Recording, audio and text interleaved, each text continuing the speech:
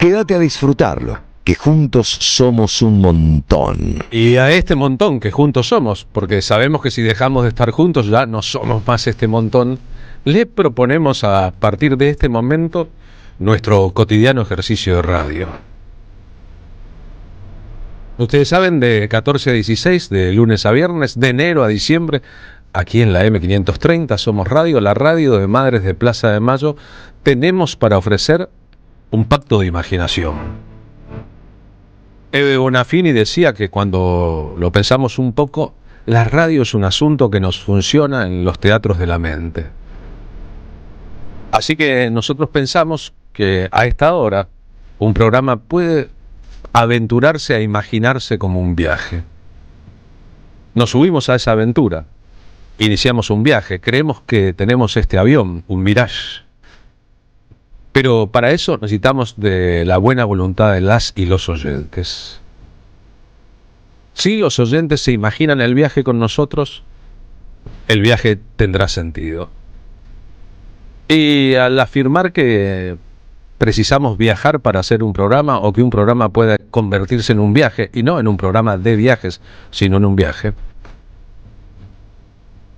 es porque la intoxicación que produce la agenda del poder en la mente de los ciudadanos nos tiene hasta la coronilla. Hay muchos mundos en el mundo y hay muchas agendas posibles como para caer en la trampa de estar discutiendo siempre la agenda que el poder nos plantea frente a las narices.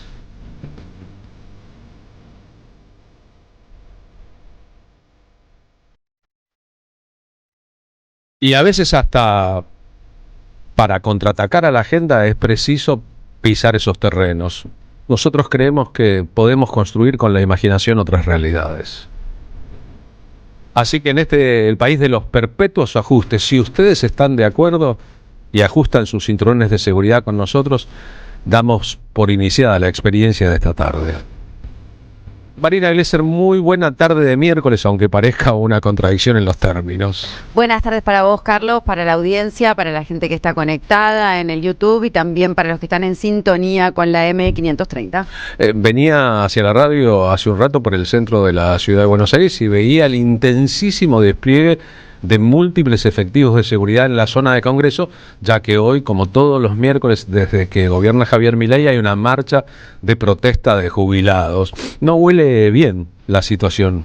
Bueno, hay un planeamiento de la ministra de Seguridad, ¿no?, que viene achacando a jubilados y jubiladas que protestan en su legítimo derecho de manifestarse, porque una jubilación mínima es un poco más de 300.000 pesos, lo que no abarca ni un cuarto de una canasta básica, pero además insiste y profundiza esto de enfrentar argentinos contra argentinos. No hay ningún superávit fiscal, está claramente que se están llevando los recursos y están saqueando a la Argentina, pero lo que dice ahora es que hay grupos anarquistas de casi terroristas infiltrados o con muchas intenciones de estar hoy en la manifestación, y que entonces justificaba previamente reforzar el despliegue de seguridad, que también tiene un costo oneroso.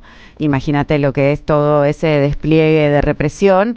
Pero bueno, nosotros ya sabemos que este binomio que son Toto Caputo y Patricia Bullrich no cierra sin represión y la Argentina como un reguero en definitiva de sangre. Ellos insisten en achicar el Estado. Hoy no sé si viste que descendieron de secretaría a subsecretaría a la Secretaría de Derechos Humanos. También hicieron recortes en cultura. El Instituto de Formación Juan Domingo Perón y también el Instituto Nacional del Teatro sufre recortes en el día de la fecha. Y también, bueno, energía, quitan los subsidios, estaban todos festejando porque quitan los subsidios en Puerto Madero, en zonas más pudientes y countries, pero en definitiva lo que están haciendo, más que un superajuste, es un achicamiento del Estado, igual que lo hizo Martínez de Oz, porque es una miseria planificada la que intencionan, y después decir que tenemos un Hamas, un grupo terrorista, capaz como hicieron en Irak, ¿no? Armas nucleares escondidas abajo de tu cama, Polimeni, claro. y no van a rastrear y poder destruir todo en búsqueda de algo que es un enemigo invisible, inexistente, y que en realidad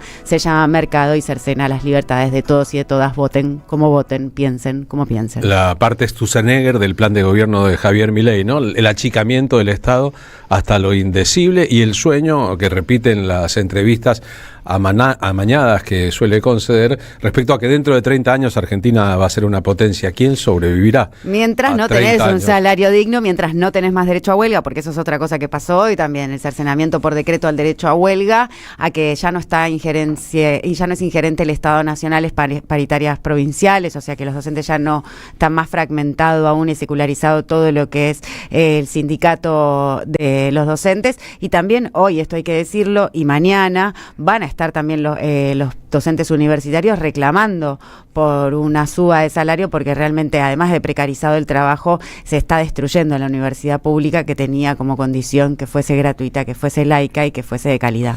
Cuando esta era termine, va a empezar un proceso de recuperación. No sabemos cuándo va a terminar esta era, de los valores con que la sociedad argentina construyó su democracia. Pero la verdad es que va a costar un montón, y en el medio se va a quedar la vida y el ánimo de muchísima gente. Nosotros, respecto al futuro, somos optimistas, pero este presente es un presente devastador de muchas de las conciencias de nuestra sociedad, y en que la representación política parece por momentos alejarse de la altura que se necesita. Nosotros empezamos el programa ahora que el éxito mundial de la adaptación a una serie de Netflix de la historia del Eternauta, gestada por dos maestros de la historieta en la Argentina, tiene al asunto en primer plano por recordar a uno de los grandes de esa cultura. Un día como hoy, el 21 de mayo de 2014, el argentino Quino ganó el premio Príncipe de Asturias de Comunicación y Humanidades en España, convirtiéndose en el primer dibujante de la historia en recibirlo. Por primera vez, alguien que perteneció al lenguaje, al mundo, yo diría, de la literatura ilustrada o de la ilustración literaria, tenía el máximo galardón de la cultura española por la propia España, concedido a partir de una obra que se inicia con Mafalda, con uno de los personajes icónicos de la historia del cómic, de la historieta, del dibujo en la Argentina. El día que ganó, o sea, un día como hoy, el 21 de mayo de 2014, el premio, esto decía el mendocino Joaquín Lavado, más conocido como Quino.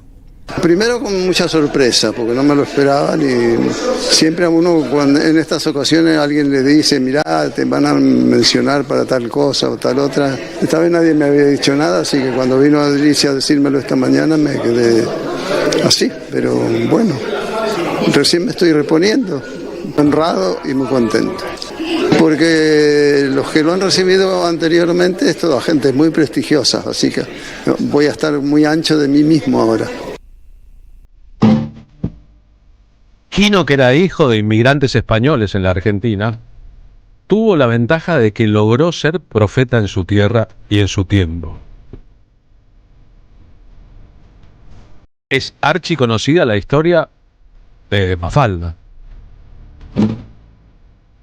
Esta canción de Joaquín Sabina se llama De Dieguitos y Mafaldas, pensando que tal vez Maradona y la hija dibujada de Quino sean una síntesis de lo mejor de la argentinidad. Le pidieron un personaje para una publicidad de electrodomésticos.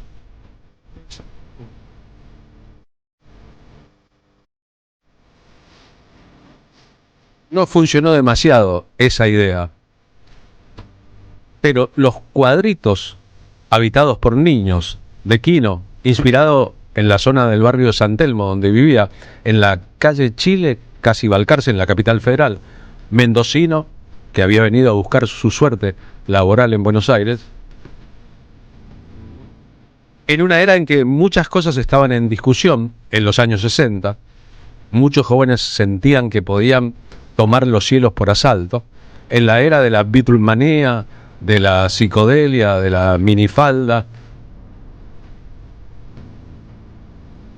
en la era de las rebeliones estudiantiles y juveniles, el espíritu contestatario de Mafalda y el mundo de chicos que representaban a los adultos empezó a pegar fuerte en la Argentina, publicado en revistas y luego en diarios, y a partir de eso en el mundo. En España, en Italia, en Colombia, en México, en Cuba, en la lengua castellana, y luego en todos los idiomas del mundo, llegando hasta el chino y el japonés, Mafalda dio la vuelta al universo como una superheroína surgida de la dinámica creativa de la sociedad argentina. De hecho, si hiciéramos una encuesta fácil sobre las mujeres más importantes de la historia, ahí junto a Evita, ahí junto a Eve Bonafini, ahí junto a Cristina Fernández de Kirchner, figuraría Mafalda. Solo que Mafalda solo existió en la lógica de Quino y por un pedacito así de años.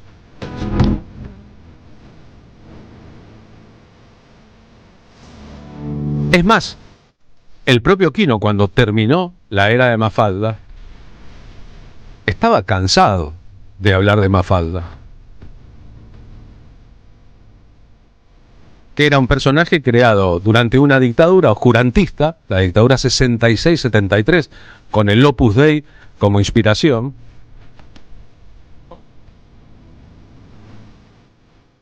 con las políticas neoliberales que en aquel caso tenían a Álvaro Alzogaray como el máximo exponente, con la represión fuerte en las calles.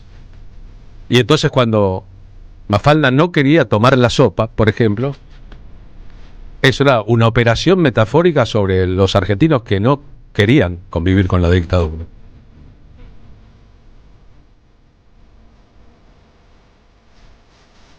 Pero de alguna manera ese espíritu contestatario de una chica que crecía en una casa de gente bastante común coincidía con el espíritu juvenil de la época, con las críticas al mundo como estaba y con las preguntas sobre lo inmundo de ese mundo. El humorista Tute, uno de los grandes de esta era, un heredero de aquella época, Feliz cumpleaños, Tute. entrevista a Quino en un programa de televisión. Le va a preguntar sobre el humor, el dibujo y sobre su estilo. Para Tute y esa generación, Quino, Fontana Rosa, Caloi, son algo así como los Beatles de la historia. Habría que agregar ahí a Cristóbal Reynoso. Cualquiera puede armar ese mapa, pero si hay superestrellas del cómic, de la historieta, del dibujo y de la publicación en la Argentina es porque existieron antes estos artistas totémicos. ¿Para qué sirve el humor? ¿Para qué sirve el humor? Es una gran pregunta. Sirve para poner en evidencia las cosas absurdas que hacemos los seres humanos.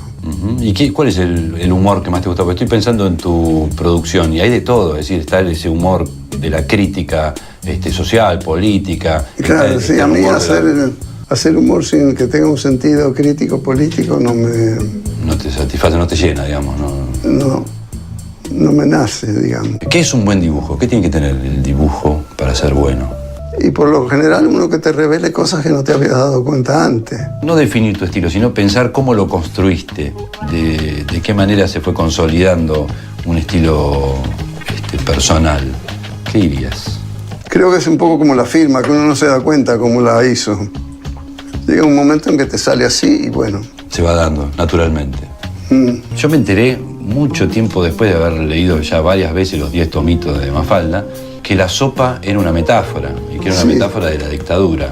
Sí. Lo que no quería Mafalda era dictadura, ¿no? Claro. Sí, nada que te impongan obligatoriamente, claro. Y esas eran las preocupaciones de aquellos años, ¿no? Mediados de la década del 60, que se empezó a publicar Mafalda. Bueno, yo vivía aterrado por la idea de que tenía que hacer servicio militar hasta que lo hice, ¿no? Después me aterró más. Quino había nacido en 1932, vivió 88 años, murió en septiembre de 2020, es decir, tuvo una existencia prolongada y estuvo retirado buena parte del final de su vida. Retirado, callado, distante de los homenajes, hosco, era un entrevistado difícil, primero por tímido, y después porque era cáustico. Tenía sus fijaciones en política, sus ideas sobre la democracia y sus límites, sus fobias con los autoritarismos, y básicamente todo lo que había querido decir ya lo había dicho, no solo en Mafalda, sino en una producción mucho más vasta, de humor filosófico, o de filosofía humorística, de literatura dibujada, o de dibujos literarios. Y ahí la visión cáustica de Quino sobre el mundo, la existencia, el capitalismo, las relaciones humanas, es tan evidente que solo conviene inclinarse ante su talento para expresar cosas que una vez dichas parecen surgir de un ADN colectivo, pero que la verdad eran sus descubrimientos con la lupa de mirar la gente y las sociedades. Este es el español Fernando Lobo, la canción del dibujante.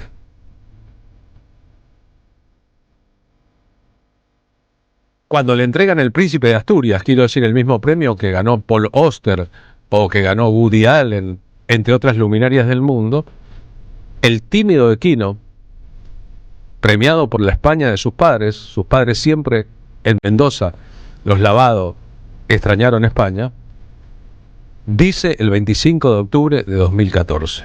Por la creación del universo de Mafalda, con el que alcanzó fama internacional, por haber combinado con sabiduría la simplicidad en el trazo del dibujo con la profundidad de su pensamiento, y porque su obra conlleva un enorme valor educativo que trasciende cualquier geografía, edad y condición social, el jurado ha concedido el galardón al dibujante Joaquín Salvador Lavado Tejón, Quino.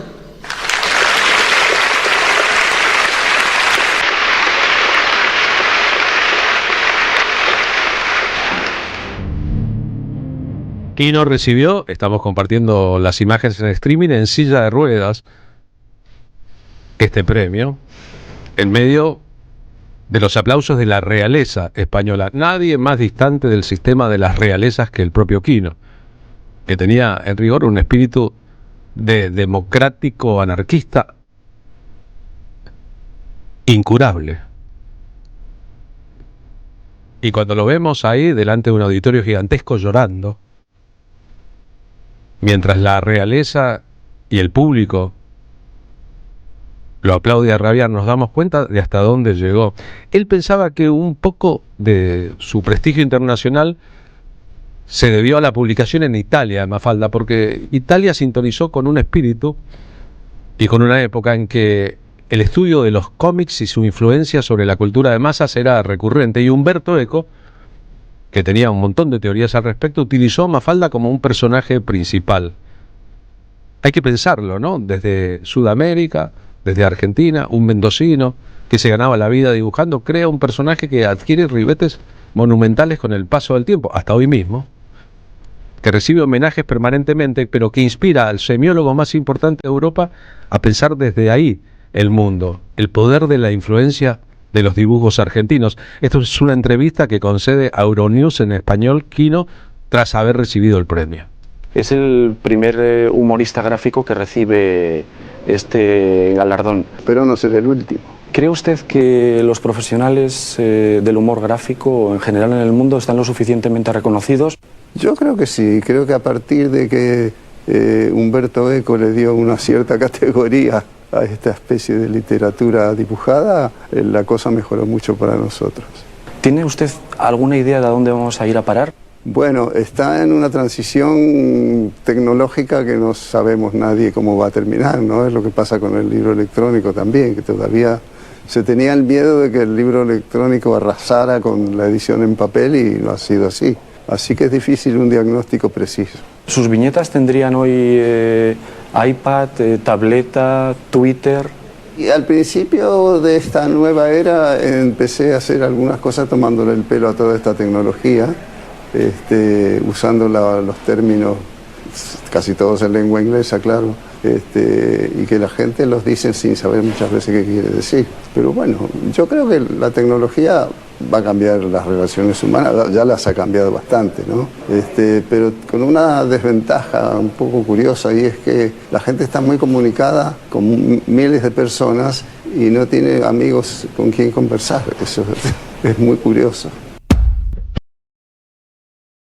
Jorge Drexler en su tema Tinta y Tiempo.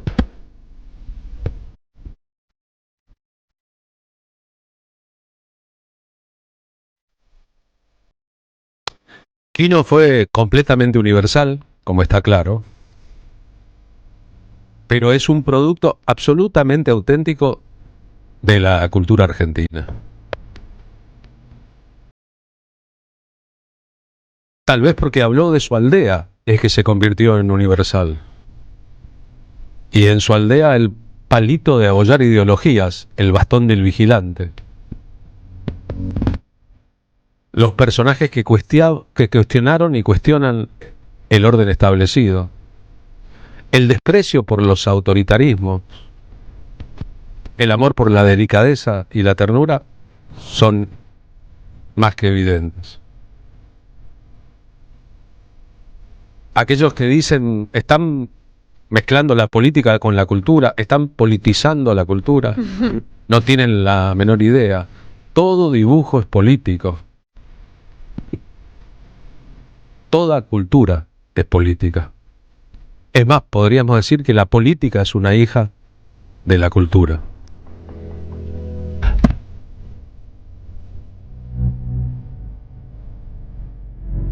La cultura viene del cultivo, de cultivar. Y aquí lo que tanto le gustaba el buen vino de su provincia, de Mendoza,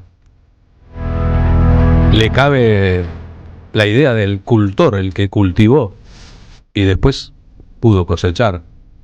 Cuando uno anda por los circuitos turísticos de la gran ciudad de Buenos Aires, por el barrio de San Telmo, por las ferias ambulantes, cuando uno anda por La Boca, ese monumento al color típico argentino, para los turistas, y es lo que los turistas buscan, la iconografía argentina se reduce a algunos asuntos. Eva Perón, el peronismo, en La Boca, los colores del club Ceneice, Mafalda, Diego Maradona, Messi, el fútbol, el tango.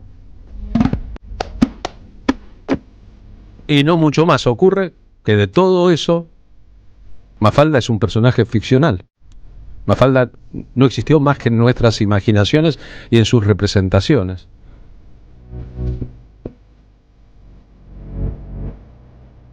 Así que, vinculando lo que está pasando hoy con el éxito del Eternauta y la creación cultural argentina, la creación cultural dibujada, tanto tiempo despreciada por la alta cultura, tan poco enseñada durante tanto tiempo en las cátedras, un homenaje a un superhéroe de todos los tiempos, que aquí no es la heroína ni su mundo, sino el papá de la heroína y su mundo. Alguna vez con Miguel Rep, otro de los grandes humoristas que empalma el siglo pasado con este siglo, en radio coqueteamos con la idea de pensar qué hubiera pasado si estos personajes hubieran crecido en la Argentina. Cuando Quino se enteró, respondió, Mafalda hubiera sido una desaparecida durante la dictadura.